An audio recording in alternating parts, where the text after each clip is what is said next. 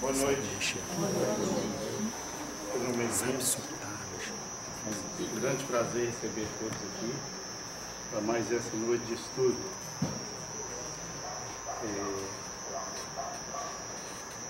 Ao final nós vamos dar alguns avisos, vamos esperar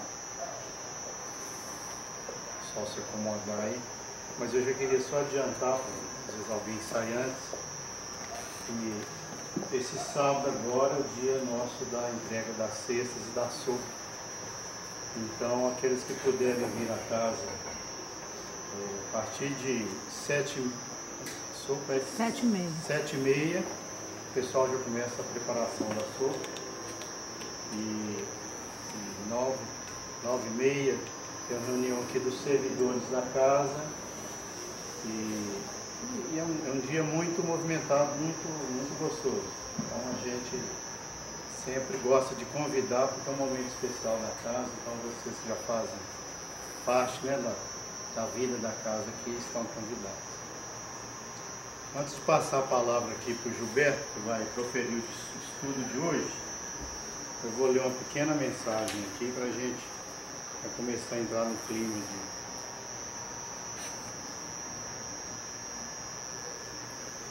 da noite. Deves começar o teu dia com o exercício da oração, pois compreendemos que a prece é força de comunhão com o amor de Deus. Se queres melhorar tua condição interior, passa primeiro pelos canais da oração, porque a prece faculta a inspiração elevada e coloca a alma na ascensão da vida espiritual. Quando chegar às portas do coração alguma tarefa com Jesus, devemos principiar o trabalho pela súplica, que ela dá-nos-á melhor direcionamento, facilitando condições e mostrando meios para acertar. Jesus nos mostrou o valor da oração, orando muitas vezes e ensinando os seus discípulos a fazerem o mesmo. Não te esqueças, meu irmão, desde o amanhecer até o findar do dia, convém lembrar da oração. É dever dos pais ensinar a toda a sua prole o valor da prece. Ela estimula a vida e dá condições ao psiquismo para uma melhor saúde. Orar é melhorar, orar é viver mais, orar é alegrar, orar é amar. Todos os dias devemos pedir a Deus a nos ensinar, pelos mensageiros de Jesus, a orar como convém. Página recebida em 21 de julho de 88, na Sociedade Espírita Maria Nunes, em Belo Horizonte, João Nunes Maio, médium, Espírito Miramês. Então, nós vamos rogar a Jesus que nos abençoe a todos, nos inspire, nos dê a paciência necessária, a concentração, para que aproveitemos o máximo o estudo de hoje, que o nosso irmão vai apresentar para todos nós. Vamos pedir também aos nossos amigos, com certeza estão aqui, embora não possamos vê-los, mas que nos acompanhem, nos assistem, os mentores desta casa, que tanto trabalho têm feito em favor do nosso bem.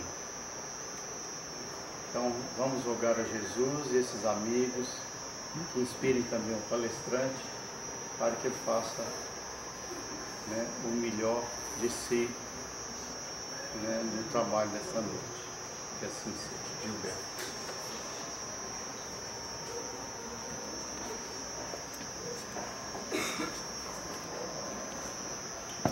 Boa noite a todos. Que o Mestre Jesus possa iluminar nossa mente, os nossos corações, para que tenhamos as palavras que possam atingir profundamente a alma e a sensibilidade daqueles que estejam muito mais necessitados e também daqueles que estejam aqui de boa vontade, com carinho, dispostos a doar para aqueles irmãos que estão ao lado muitas vezes necessitados, porque nós sabemos que quando a gente vem à casa espírita, estamos trabalhando, mesmo que a gente não saiba, agora vocês estão sabendo, e quando a gente sabe, a gente é mais responsável. Se nós temos alegria, temos energia, temos força, nós podemos doar ao irmão que muitas vezes está ao nosso lado, quase caindo e sentindo o peso, né, do esforço que ele está fazendo. Então, nós agradecemos pela oportunidade de estarmos aqui mais uma vez e podermos falar alguma coisa.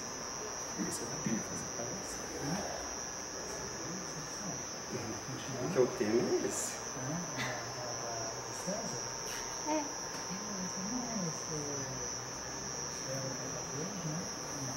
Você falou para ela que ele iria.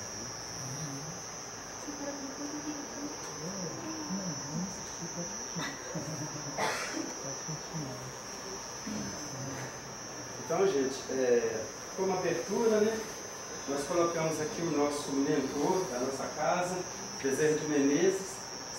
Sem Jesus, uma flor tem 1000 espinhos. Com Jesus, um espinho tem 1000 flores. O mundo está repleto de ouro. Ouro no solo, ouro no mar, ouro nos cofres. Mas o ouro não resolve o problema da miséria. Quando a caridade é muito discutida, o socorro chega tarde.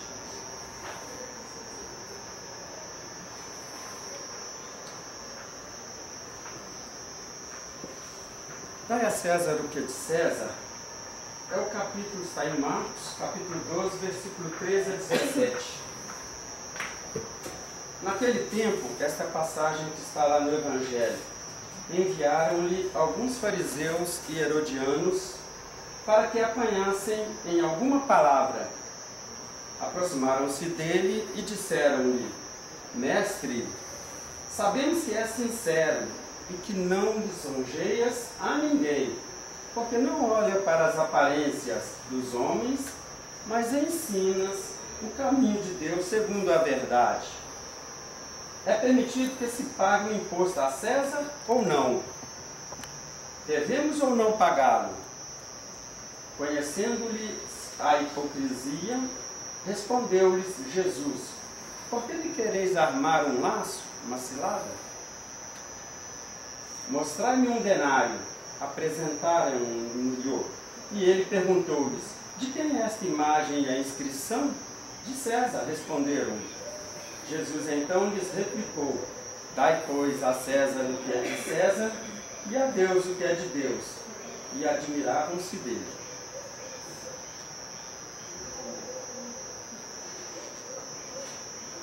Enviados para encontrar em Jesus alguma falha e assim destruir a sua credibilidade, alguns líderes religiosos armaram várias ciladas para tentar colocar o Rabi em situações difíceis. Uma delas foi essa passagem em Marcos capítulo 12, onde suscitaram a questão da legitimidade ou não do tributo a César, o imperador. Se Jesus apoiasse o tributo imperial, ficaria exposto ao ódio dos seus compatriotas, que viviam sob a extorsão romana e em grande sofrimento pelas violências e imposições cometidas. Se não apoiasse, seria denunciado aos romanos como revolucionário e agitador do povo judeu, algo que era tido subversivo e assim severamente punido pelos romanos.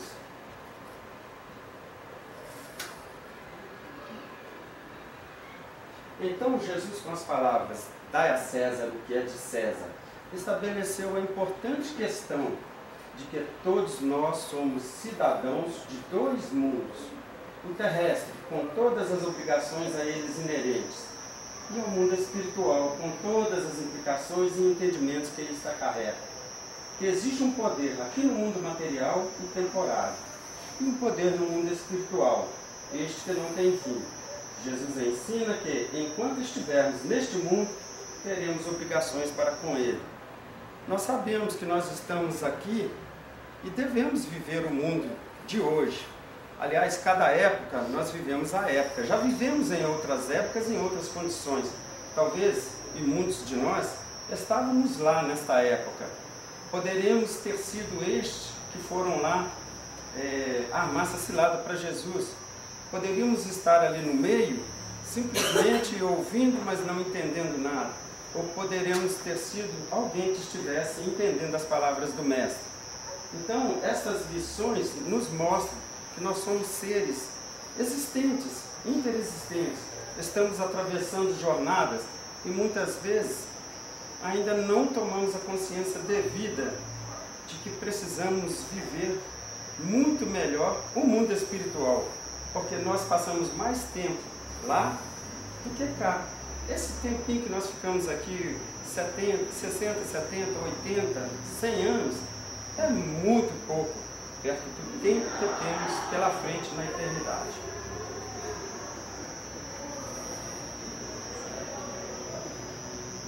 Agora precisamos também ter um espírito de discernimento para fazer a distinção entre o que pertence a este mundo e o que pertence ao reino do céu. O que pertence a Deus e o que não pertence. Quanto às obrigações com este mundo, estão o exercício com dignidade da nossa cidadania, obedecer às leis e costumes dignos existentes, costumes dignos. Esse é o detalhe. Não são todos os costumes que são dignos.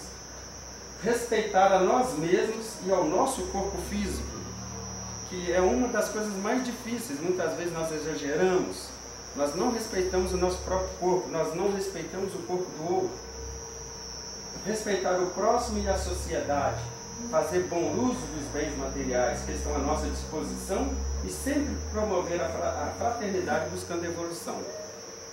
É interessante que quando a gente ouve uma palestra evangélica, muitas vezes nós nos tocamos, ou nós procuramos, nem que seja por um momento, pensar o que estamos fazendo da nossa vida, das nossas escolhas, no que se refere, por exemplo, à utilização desse nosso corpo tão passageiro, né? Daqui a pouco nós vamos entregá-lo, ele é uma veste que nós vamos entregá-lo. O ser que permanece é o nosso espírito, é a nossa mente pensante, é aquele que aprende e vai passando para o outro e dando oportunidades aos outros e a si mesmo de evoluírem. Então é muito importante que nós saibamos usar o nosso corpo, nós não o droguemos, nós possamos usufruir de melhor saúde tratando bem do nosso corpo. Não é também aquele tratamento exagerado. Nós devemos ter sempre em mente o equilíbrio, aprender o equilíbrio. Então nós somos sempre chamados ao equilíbrio.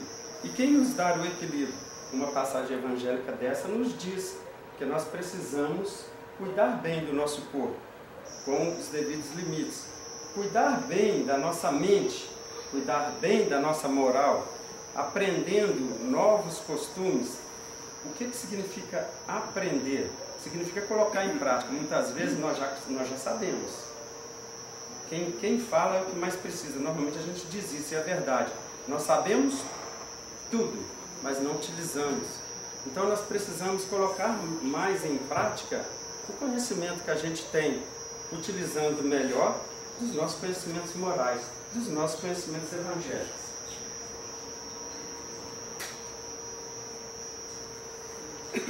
Mas nós, enquanto espíritos imortais e aspirantes a discípulos do Mestre de Nazaré, devemos cumprir com nossas obrigações morais, nunca esquecendo que também não podemos viver alienados, nem esquecer que somos cidadãos do plano maior. Essas, por sua vez, devem ser as obrigações mais trabalhadas com disciplina, dedicação, instrução, prática e muitas das vezes com sacrifícios. Sabemos que caminhar no caminho do bem, do amor e da caridade, dado o nosso estágio evolutivo, é lição muito árdua, porém possível e que só depende de cada um de nós. Todos nós somos espíritos imortais, nós somos discípulos de Jesus. E como é que nós vamos seguir Jesus se nós não seguimos o Evangelho dele, se nós não seguimos as lições dele? Por isso, uma palestra que nem essa, dai a César o que é de César, quantos de nós já ouvimos ela várias vezes ao longo da nossa vida? E o que nós estamos fazendo com os nossos bens materiais? Como estamos convivendo com ele? É ruim ter bem material? Aí a pessoa fica falando assim, nossa, mas toda vez que a gente vai na casa espírita, nós ficamos ouvindo falar do rico, do pobre, do miserável, etc. e tal. Para que é que nós temos a posse do dinheiro, a posse dos bens materiais? Seria só para nós usufruirmos sem consciência daquilo que nos foi colocado à mão? Com certeza não. E aqui nós já dissemos isso em outras oportunidades. Quantas pessoas que são bem aquinhoadas pela fortuna e que distribuem, eu não estou falando de distribuir assim de qualquer jeito não, mas distribui prazerosamente aquilo que tem, dando emprego para quem precisa, dando um atendimento médico para quem precisa. Um exemplo, em uma palestra anterior nossa, nós falamos de Bezerra de Menezes. Logicamente que quando nós falamos sobre ele, muitos de nós não temos a condição de fazer o que ele fez. Ele foi abnegação total. Ele atendia a todos que batessem na porta dele. Muitos de nós temos uma família muito grande, pessoas que dependem muito de nós e precisamos sustentá-las. Então nós precisamos do pão material. E nós sabermos utilizar dos bens que chegam à nossa mão com discernimento para auxiliar os outros, é a coisa mais importante que precisamos. Então, se nós podemos ajudar, podemos de várias formas. Participando das atividades, por exemplo, da Casa Espírita, quantas vezes nós podemos trazer algo. Por exemplo, eu não participo da campanha do quilo, eu não vou lá fazer campanha do quilo. Mas se você tem algo na sua casa que pode trazer, comece trazendo. Por exemplo, cada vez que você vier numa palestra, traz um arroz, traz um macarrão, traz alguma coisa que muitas vezes está sobrando. É algo que muitas vezes você não precisa. Então você já está distribuindo algo de você para aqueles que necessitam. E assim como muitas outras coisas, nós podemos distribuir o conhecimento. Muitas vezes uma palavra, um conhecimento, uma técnica pode fazer com que a outra pessoa comece a partir dali sair de uma situação difícil. A pessoa às vezes sabe fazer algo. Esse algo para ela é algo que ela faz por hobby. Para o outro vai virar uma profissão. Algo que vai ser o sustento de uma família inteira. Então, quando nós distribuímos o nosso conhecimento, quando nós distribuímos bens que nós temos, que às vezes estão excedentes na nossa casa, nós estamos ajudando o outro a sair de uma situação, muitas vezes, de miserabilidade, para poder trabalhar para o sustento da sua própria família.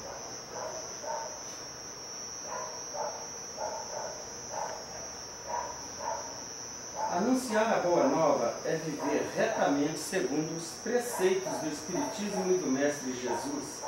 É a nossa maior obrigação enquanto criações de Deus, que nada faz de imperfeito, que nada faz sem sentido, que nada faz estático, tudo está em constante movimento de aperfeiçoamento. Muitas vezes nós muitas vezes estamos participando da Casa Espírita, participamos das palestras, na quinta, no domingo, mas é só isso? Muitas vezes nós já falamos aqui na frente que nós temos estudos. Vocês sabem qual a finalidade de por que nós temos grupos de estudo? Alguém aí saberia dizer? Qual a finalidade de um grupo de estudo? Será que é só aprender sobre Evangelho e doutrina? Mais o quê? Tem mais alguma coisinha. Olha só, quando a gente está estudando num grupo de estudo, a gente não simplesmente não fica ouvindo, a gente procura participar. Algumas pessoas, no início, começam com um pouco de dificuldade. Mas vamos supor que nós temos um grupo de 10 pessoas. Nós começamos a conversar e um ponto doutrinário é colocado, um ponto evangélico é colocado. O grupo começa a discutir aquele assunto ali. Um fala uma coisa, outro fala outra, assim como vocês muitas vezes participam aqui durante a palestra, quando o palestrante inquire alguém. Então, lá durante o grupo de estudo, a pessoa que está ali como uma espécie de coordenador, ela fica observando, ela tem essa função, observando como que as pessoas estão comentando as passagens, qual é o conhecimento doutrinário que ela tem.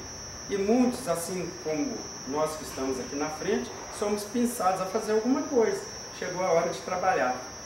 Então, a partir do momento que você se coloca à disposição para trabalhar, você se torna também um divulgador, um trabalhador.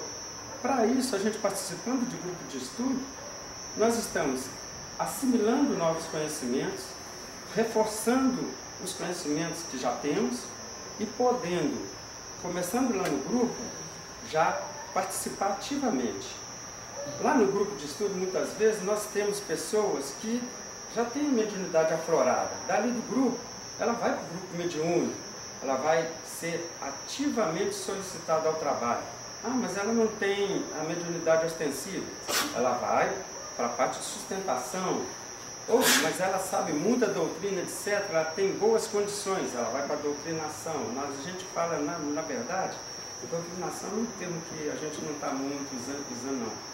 A gente vai dialogar, dialogadores, vai dialogar com o espírito, mostrar para ele em que situação ele se encontra. Então, os grupos de estudo é uma espécie de oficina de trabalho, onde todos vão ser, vamos dizer assim, cooptados em forma de trabalhar mais profundamente no conhecimento que ele mesmo tem. Porque todos nós temos alguma coisa para dar, todos nós podemos trabalhar. É por isso que a gente sempre está convidando a todas as pessoas que participam aqui das nossas palestras a participar dos grupos de estudo. Nós estamos precisando demais de trabalhadores. Já teve situação de nós estarmos com uma sustentação só durante o trabalho. É muito difícil. Então, uma pessoa que fica fazendo a prece, mentalizando e auxiliando no trabalho, olha, isso é uma força muito grande para aquele espírito tão necessitado que está ali, para ser, vamos dizer assim, orientado naquele universo onde ele está perdido.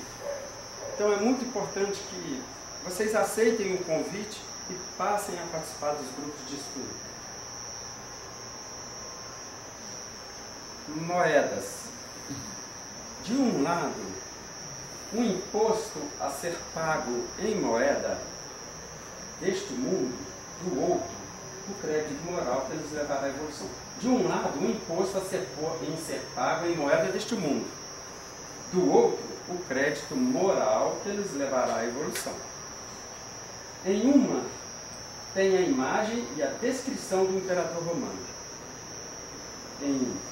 Representa injustiça, opressão, medo, desigualdades, orgulho e egoísmo. Em outra, de um lado, tem a face de Jesus,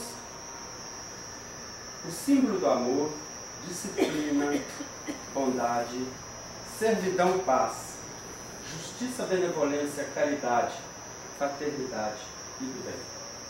Qual a mais importante? Bem, lembremos das palavras de Jesus em Mateus. Buscai primeiro o seu reino e a sua justiça, e todas essas coisas vos serão acrescentadas. Portanto, saibamos que o reino de Deus e a sua justiça têm prioridade sempre. Como disse Pedro, antes importa obedecer a Deus do que aos homens. Bem, gente, nós estamos no processo de busca, de procura. Muitos de nós ainda não conseguimos realmente colocar em prática ou entender completamente toda a mensagem de Jesus. Nós estamos ainda engatinhando, muitas vezes, nessa busca, nessa procura, ou nessa atitude. Nós conseguimos alguma coisa, mas não conseguimos outra. Muitos de nós ainda têm muita mágoa, muita inveja, muita tristeza. Muitos de nós já somos caridosos, já somos bondosos, já já estamos liberados das coisas, não estamos tão presos às coisas materiais, mas muitos de nós ainda estamos muito presos. Então nós temos que nos avaliar todos os dias, fazer um exame de consciência. O que eu estou fazendo hoje melhor do que eu fiz ontem? O que eu estou fazendo para me desvincular disto ou daquilo? O que eu estou fazendo para auxiliar quando sou suscitado a isso? Nós temos muita dificuldade ainda com várias coisas. A gente assiste televisão, fica preso àquelas notícias, a nossa mente fica perturbada, o nosso coração fica opresso. Quando a gente vê a miséria, quando a gente vê todas essas pessoas tentando atravessar o mar para chegar num lugar que eles acham que é o paraíso, e ali eles estão se afogando. Quando a gente entra nesse clima de pessimismo que o país está atravessando, nós estamos contribuindo com uma aura de tristeza, uma aura de decepção que nós estamos vivenciando. O que nós podemos fazer para mudar isso? Muitos de nós já estamos fazendo. Por exemplo, estamos vindo aqui, nesse momento estamos no oásis. Estamos nos sentindo bem, estamos num lugar super bem preparado. A espiritualidade trabalhou esse ambiente maravilhosamente para receber a todos. Então nós nos sentimos bem. E quando a gente sai ali pela porta, com quem que a gente está acompanhado? Nós continuamos com a mesma vibração que estávamos quando aqui chegamos? Ou mudamos a nossa vibração e caímos de novo? E quando alguém chega no nosso ouvido e fala de uma outra pessoa, muitas vezes aqui da casa mesmo, como que nós ficamos? Nós procuramos o equilíbrio, nós procuramos levar a paz, nós procuramos mostrar que todos somos trabalhadores do Cristo e todos nós temos méritos, que aquela pessoa também tem mérito, ela pode estar equivocada, mas ela está trabalhando. E quem é que pode chegar para aquela pessoa e dizer alguma coisa? Olha, tal coisa, assim que você falou, não foi bem. É uma das coisas que eu peço muito para os trabalhadores da casa, eu ainda não disse isso, mas todos aqueles trabalhadores da casa ou não, que tenham conhecimento, se eu falar alguma coisa que não satisfaça o Evangelho ou Kardec, por favor, pode chegar para mim e dizer, eu vou aceitar e vou estudar mais. Porque aqui a nossa obrigação é estudar para trazer o tempo. Mas de repente a gente pode cometer algum deslize. Então, ao invés da pessoa ficar saindo comentando, etc., vem e pode dizer para a gente. É importante que a gente saiba da boca daqueles que estão junto com a gente que por alguma coisa nós cometemos algum equívoco e que a gente possa corrigir. Então é importante isso, que nós tenhamos sinceridade uns com os outros, principalmente dentro da casa espírita. Aqui nós todos somos irmãos, porque quando começa o fuxico de um com o outro, com o outro, com o outro, a casa se desestabiliza. As pessoas ficam desestabilizadas. Então nós precisamos trabalhar juntos e chegar para o outro e falar, olha fulano, isso aqui, segundo Kardec, coisa e tal, você não cometeu algum equívoco aqui não? Ou, lá no Evangelho estava assim, você não disse bem isso. Será que não houve um engano? Então é interessante que a gente saiba isso, que a gente possa relembrar o que a gente disse. É importante. Ninguém diz. Às vezes o palestrante fala determinadas coisas aqui, ninguém contesta. Fala assim, olha, fulano, não seria isso, isso, isso. Às vezes a pessoa não tem essa coragem. Porque aqui, gente, não tem nenhum sabichão. Não tem ninguém. Todos nós somos estudantes. Uns um pouquinho mais. A única diferença, muitas vezes, é a hora que se preparou uma palestra, ficou ali lendo. Mas é importante que nós tenhamos um feedback daquilo que nós dissemos, tá bom?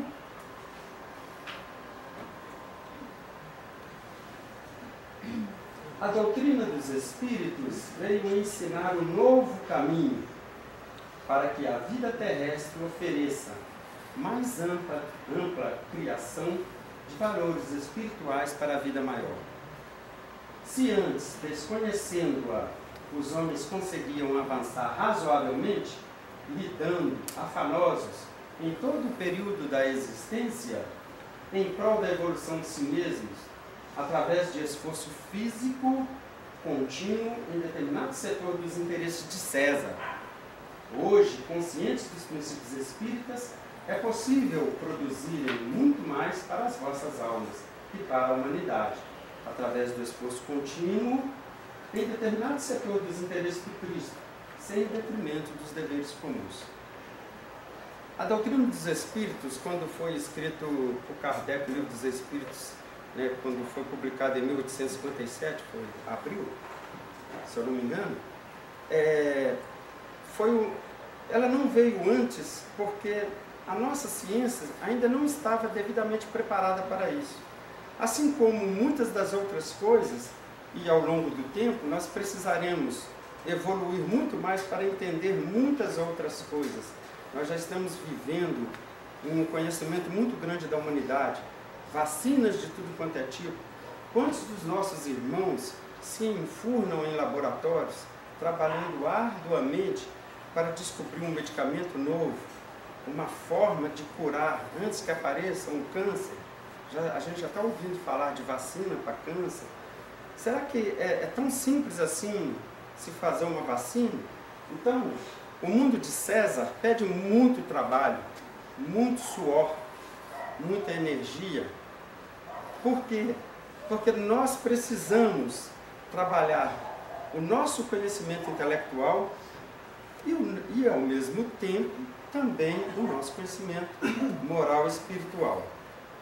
Então, à medida que nós vamos evoluindo nas duas asas, nós vamos nos tornando cada vez espíritos com mais conhecimento, mais sabedoria, até podermos atingir o único determinismo que Deus colocou para a gente: sermos espíritos puros. É o único, sermos espíritos puros. Então nós precisamos trabalhar a nossa intelectualidade, precisamos adquirir conhecimentos. À medida que nós vamos adquirindo conhecimentos, todas as outras coisas vão sendo facilitadas para nós. E quando nós vamos concomitantemente estudando a religião e colocando junto os conhecimentos intelectuais, a nossa visão se amplia cada vez mais. O universo não fica tão restrito a apenas a nossa casa, o nosso bairro, a nossa cidade, o nosso país. Nós começamos a sair da Terra, começamos a entender melhor o universo. Quando nós falamos em números, quando a gente fala que a nossa galáxia tem 100 bilhões de anos-luz de extensão, ou 100 milhões de anos-luz de extensão, esse número para nós não entra. A gente não consegue mensurar isso. A gente vê aquele desenho na folha de papel desse tamanho assim, e fala que aquilo ali é uma imensidão. Quando a gente ouve falar da última fronteira do espaço, a gente não consegue ver o número. Quando a gente fala assim, esse salão aqui provavelmente deve ter uns 30 metros de comprimento. Pelo menos a gente olha essa parede, olha aquela, o outro, não, eu acho que deve ter 35, o outro, eu acho que tem 40. Depois, quando você põe a fita ou a métrica e vê, não, tem exatamente isso. É algo mensurável. Mas muitos dos conhecimentos que nós precisamos de mais estudos para poder entender. E a doutrina dos Espíritos, ela vem numa época onde o conhecimento já estava suficiente para que nós entendêssemos, ou pelo menos começássemos a entender. Mas nem tudo ainda está completamente explicado, porque a ciência continua evoluindo. E nós vamos precisar estudar muito mais, mas muito mais mesmo. Só que a nossa mente não trabalha com todos os conhecimentos ao mesmo tempo. Nós trabalhamos com partes desse conhecimento. Então, nós às vezes já adquirimos um determinado conhecimento, por exemplo, na área de medicina. Numa outra vida, nós vamos para uma área de engenharia, numa outra, para uma área de psicologia. E nós vamos acrescentando a esses conhecimentos também, quando nos tornamos um pouco mais ligados à moral do Cristo, nós vamos ampliando os nossos horizontes como espírito. E aí nós vamos trabalhar as duas asas, a asa da intelectualidade e a asa da moralidade. E aí sim nós crescemos. E aí nós podemos colocar em prática e auxiliar muito mais.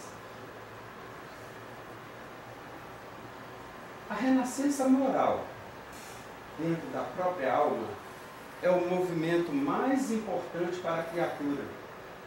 Nós sempre temos que, dia após dia, fazer com que a nossa alma renasça, que a gente possa crescer cada vez mais como espírito vivente, sempre interpretando o que vai dentro da gente para sermos melhor no próximo dia do que fomos no dia anterior.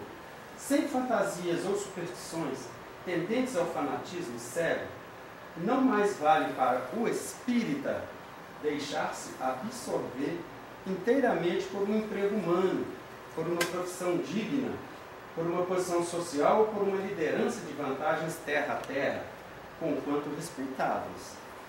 Acima de quaisquer circunstâncias transitórias entre os homens, prevalece para ele a inadiável necessidade de melhorar-se intimamente, atento à vida real que o espera no futuro. Aqui pode parecer meio estranho, mas muitas vezes nós nos envolvemos tanto com o trabalho, mas tanto, ou com a ânsia, não necessariamente, quando eu estou falando, nós nos envolvemos com o trabalho de ganhar dinheiro, mas a gente esquece de todas as outras coisas em função daquilo. Nós devemos, eu já falei uma palavra no anterior e repito, equilíbrio. O equilíbrio é a coisa mais importante. Nós devemos nos dedicar ao que fazemos? Sim, muito, mas sempre utilizando o equilíbrio, buscando também a outra parte.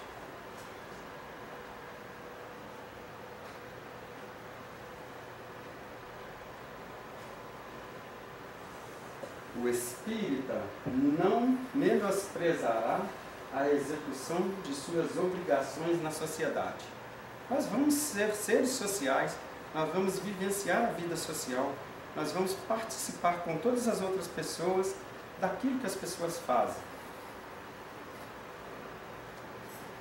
Perante o reduto doméstico e à frente das lides profissionais que aceitará naturalmente como graves pontos de honra, tanto quanto não esbanjará talentos e responsabilidades que eles foram situados nas mãos.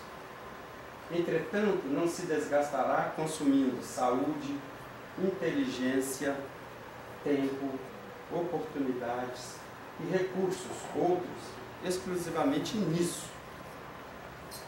Alcançará a visão para o mais alto, buscará elevados objetivos mais além, demandará com todas as suas forças a edificação da fraternidade legítima onde estiver.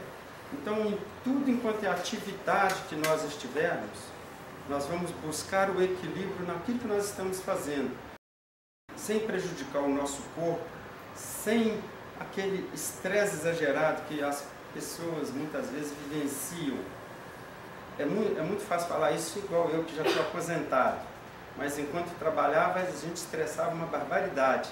E hoje, quando a gente olha para trás, a gente pensa assim, engraçado, tá tudo igual quando eu estava lá. E eu, por exemplo, eu olho para o mato, eu vejo o mato da mesma altura, quando eles me estressavam, eu falava assim, pô, aquele mato lá precisa ser cortado, põe a sua equipe lá para fazer isso. Aí eu olho lá, o mato está lá de novo.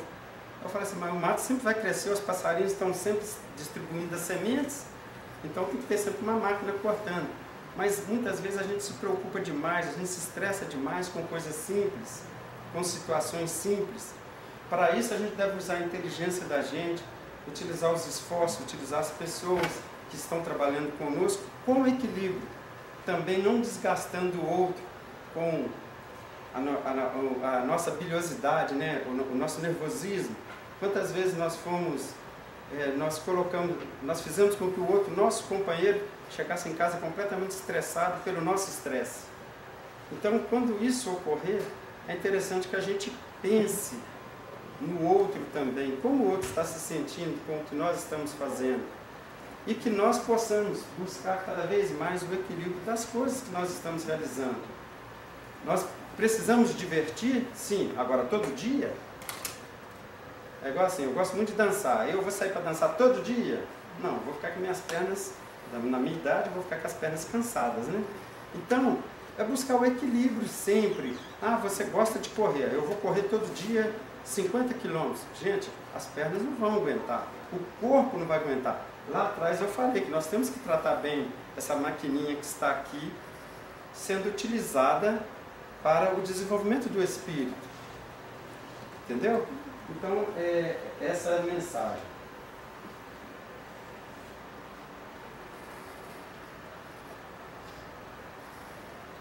E o ensinamento, dar a Deus o que é de Deus, como exercitá-lo em nosso dia a dia?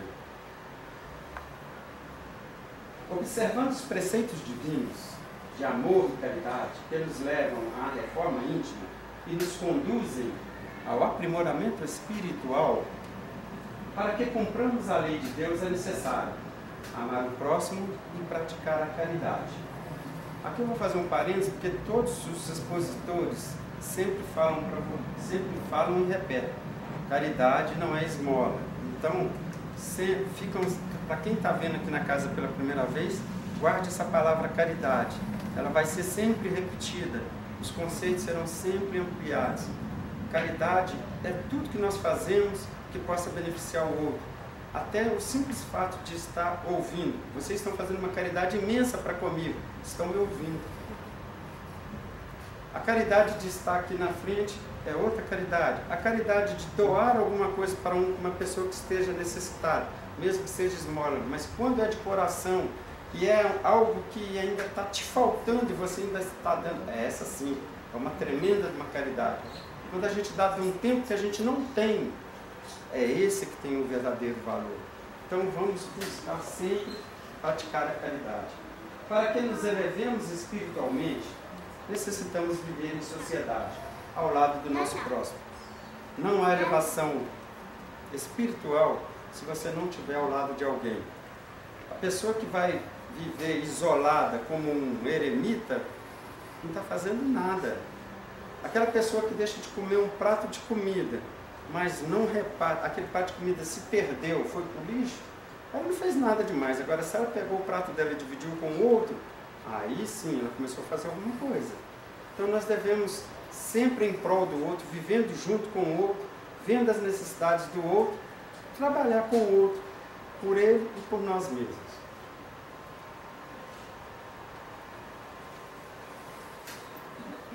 Vendo todas as situações que ocorrem em todas as casas espíritas, principalmente nas que eu frequentei, eu coloquei um adendo ali, viu gente? Quando nós frequentamos o centro, por causa apenas do passe, da cura física, da resolução de problemas pessoais, por causa de um palestrante, por causa de um passista, por causa de um médium intuitivo, ou por causa de um dirigente, etc. Não estamos dando a Deus o que é de Deus. Com certeza estamos fracassados nos nossos objetivos. Precisamos tomar consciência e buscamos o Espiritismo porque somos necessitados e não sabíamos como começar a nossa reforma íntima. Quando nos juntamos a um grupo e dentro dele criamos separações, competição, estrelismo, bajulação, etc., estamos fazendo um trabalho daqueles que experimentaram Jesus, como na passagem estudada. Quando eu escrevi aquilo ali, gente, eu quero falar uma coisa também. Não é que não seja válido, tudo ali é válido, depende de como a pessoa se coloca. Se ela só faz aquilo, por aquilo e mais nada. Tem gente que chega na casa espírita, gente, só na hora do passe. A palestra já está acabando, aí já sabe o horário que a palestra acaba. Ele vem tomar o passe. É nessa situação que eu estou falando. Não estou falando das pessoas que vêm aqui e tomam o passe. Não estou falando daquelas pessoas que vêm buscar cura física. Todos nós temos que buscar a nossa saúde, o nosso bem-estar. Mas também nós precisamos buscar os motivos pelos quais nós chegamos a essa situação. E muitas vezes, e na maioria das vezes, está dentro de nós mesmos a nossa cura.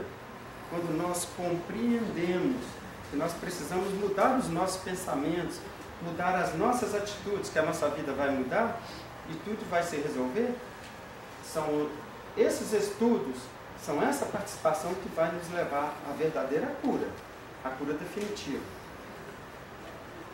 Aí eu fiz uma seleção aqui de algumas passagens que eu li, que eu achei extremamente interessante e que eu gostaria de dividir com vocês. Do livro Por uma Vida Melhor, de Richard Simonetti, nós temos uma passagenzinha aqui muito interessante. Chama-se Desvios. Se eu não souber falar o nome direito, vocês me perdoem, tá? esse Frederico Figner, ele foi, se for Fagner, não sei, Figner, ele foi presidente da Federação Espírita Brasileira. Quando Frederico Figner, ele viveu de 1866 a 1947, diretor da Federação Espírita Brasileira, faleceu, deixou para Chico Xavier, em testamento, um valor que, aplicado, lhe garantiria rendimento suficiente para deixar de trabalhar, a fim de dedicar-se exclusivamente à prática mediúnica. Olha só, Chico Xavier ganhou dinheiro suficiente para ficar numa boa, sem precisar fazer mais nada. Ele não precisava mais trabalhar, ele só ia se dedicar à mediunidade. Ao ter notícia da concessão, o médium, surpreso, comentou: Senhor Deus, o que será que esse dinheiro quer fazer comigo? E recusou a doação, assim como muitas outras ao longo de seu apostolado. Tentou devolvê-la às filhas de Figner. Estas se recusaram a receber, alegando cumprir o desejo do pai. Chico resolveu o assunto encaminhando o dinheiro ao departamento editorial da Federação Espírita Brasileira, a ser utilizado para a divulgação do livro espírita. Com a sabedoria que o caracterizava, Chico tinha plena consciência de que as facilidades concedidas pelo dinheiro costumam distrair o homem das realizações espirituais, vinculando-o perigosamente aos interesses materiais. Ao longo de seu apostolado, o grande médium sempre sustentou existência simples e despojada. Nós já contamos várias passagens de Chico aqui, e ele era desse jeito mesmo. Graças a esse empenho, legou-nos um patrimônio infinitamente mais valioso do que a maior de todas as jazidas de diamantes, 412 livros maravilhosos, quais diamantes de brilho incomparável, que dividem o movimento espírita em antes e depois dele. Quando consideramos que o objetivo primordial da existência humana é o nosso crescimento espiritual, superando vícios, paixões e ambições, há algo que merece a nossa reflexão. Pouco dinheiro ajuda, muito dinheiro atrapalha. Razoável que um chefe de família busque pelo trabalho digno e honesto, conforto para si e os seus. O problema é quando o dinheiro deixa de ser um meio de vida e se converte na finalidade dela.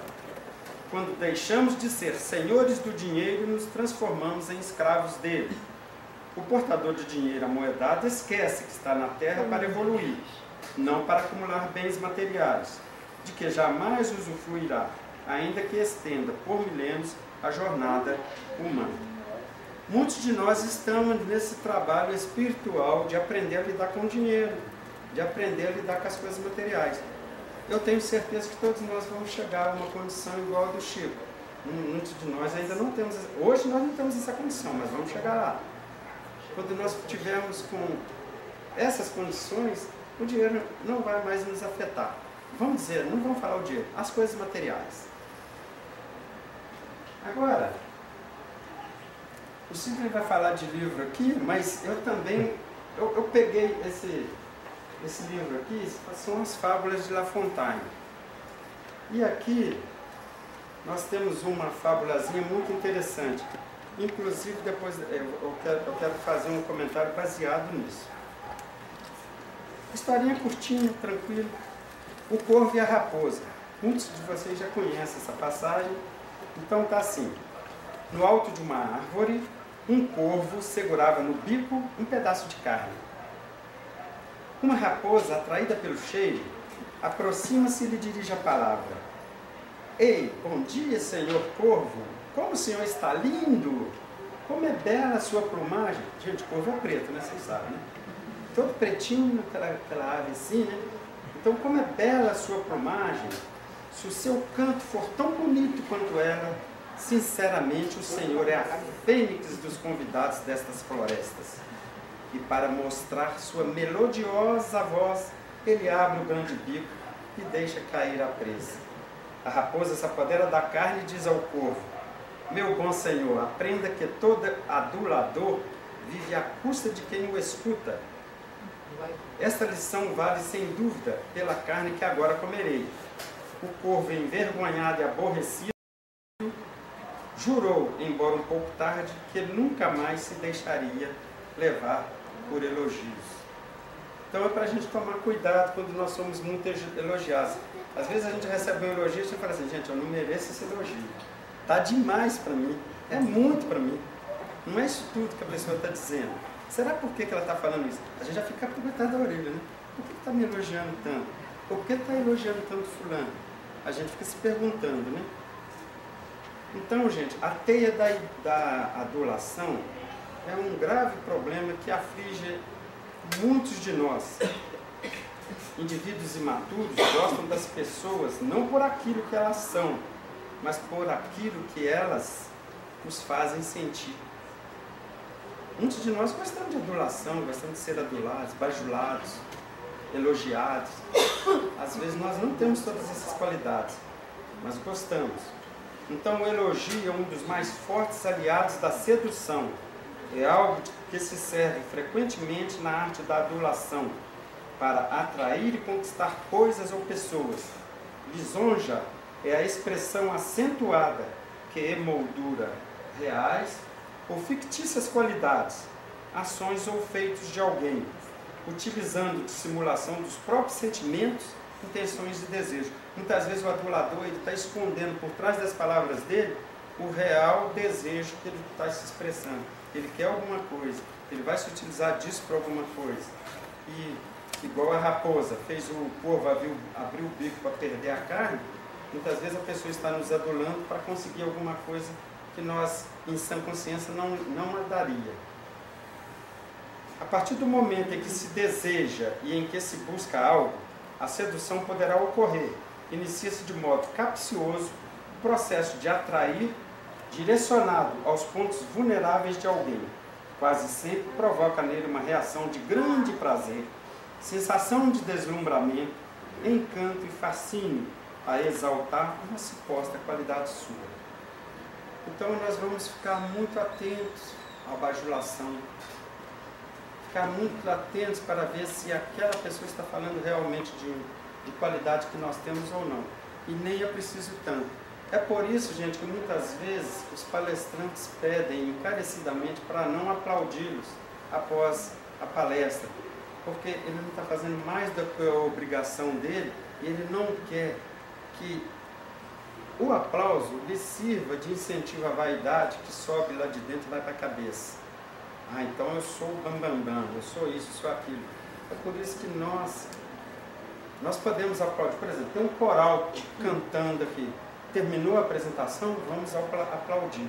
Eu não sei se eu já contei para vocês, no centro espírita, não era permitido aplaudir. Então as pessoas faziam assim com as mãos para aplaudir. Todo mundo fazia assim. Aí veio uma apresentação, teve um coral que veio fazer uma apresentação. Maravilhosa apresentação, lindíssima. Aí todo mundo aplaudiu. Só que o coral todo era composto de cegos. Eles ficaram assim, assustados pelo silêncio da plateia. Porque falaram assim: eu acho que a gente errou tudo, porque está tudo em silêncio aqui. Entendeu? Eles eram cegos, mas ouviam. Então todo mundo ficou assim, mas as pessoas eram cegas. Então você fez uma apresentação teatral na casa espírita, vamos aplaudir. Agora o palestrante, deixa ele quieto. Tá bom? Gente, e agora? Eu tenho esse livrinho aqui, as folhas dele já estão soltando tudo. Eu já li ele várias vezes, eu gosto de ler sempre. Aqui tem nosso amigo Chico Xavier, por Luciano Napoleão da Costa Silva. É uma biografia do Chico. Aqui tem vários casinhos dele, sabe? Eu gosto muito de ler os casinhos dele, apesar de que eu não consigo fazer o que o Chico fazia, mas é tão bom ler que a gente serve como exemplo. Aqui nessa passagem aqui está falando sobre centros espíritas. das vezes que dialogamos sobre a abertura de um centro espírita, ele sempre foi categórico em orientar que deveria ser simples e sem qualquer resquício de ostentação. Entrevistado sobre o assunto por jornais espíritas, afirmou que o centro espírita é a escola mais importante de nossa alma, já que é nele que recebemos de outros, ao mesmo tempo que podemos doar os valores que servirão a cada um de nós para a vida eterna. Um templo espírita é uma universidade de formação espiritual para as criaturas humanas, porque é nele que revivem as casas do cristianismo simples e primitivo, em que nossos corações se reúnem em torno dos ensinamentos de Cristo para a melhoria da nossa vida interior.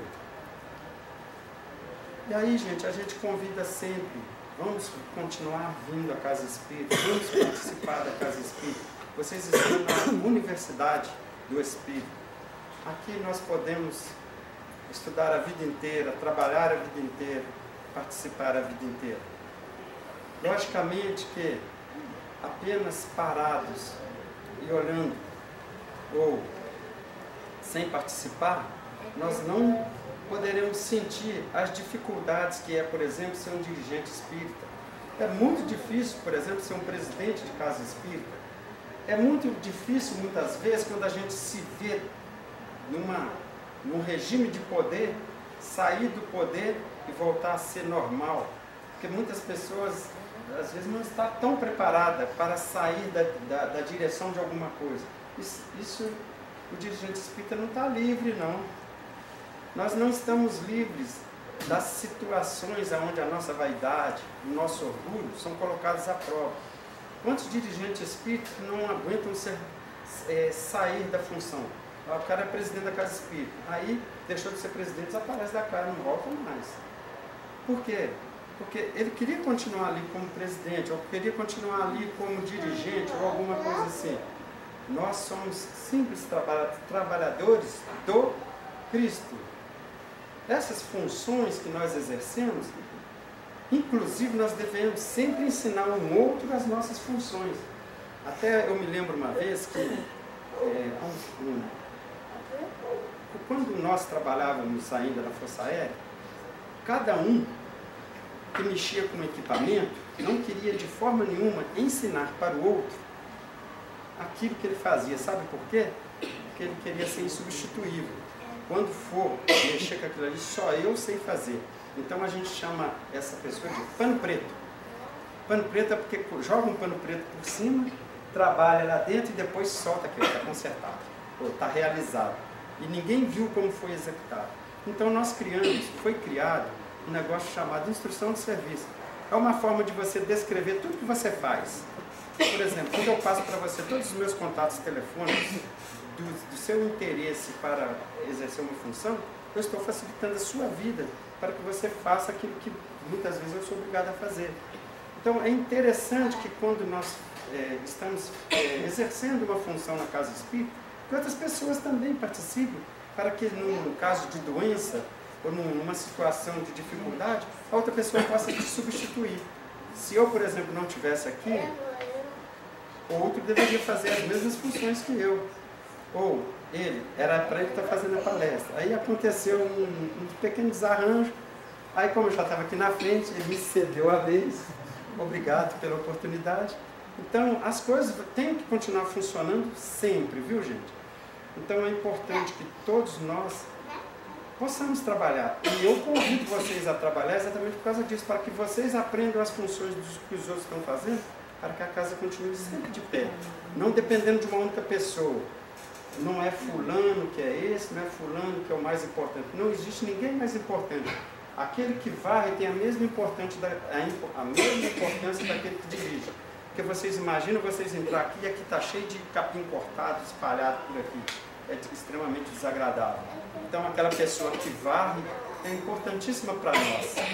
Aquela pessoa que dirige é importantíssima para nós. O passista é importantíssimo para nós. Aquele que vai ficar ali e vai chamar vocês para a fila é importantíssimo para nós. Todos somos muito importantes para Deus. Porque somos a sua criação e temos uma destinação. sermos cada vez melhores. Para isso precisamos trabalhar. Então fica aí o convite e que Jesus possa iluminar a todos nós no retorno para os nossos lares, com paz, com tranquilidade, distribuindo amor e paz. Quase que eu ia batendo palma.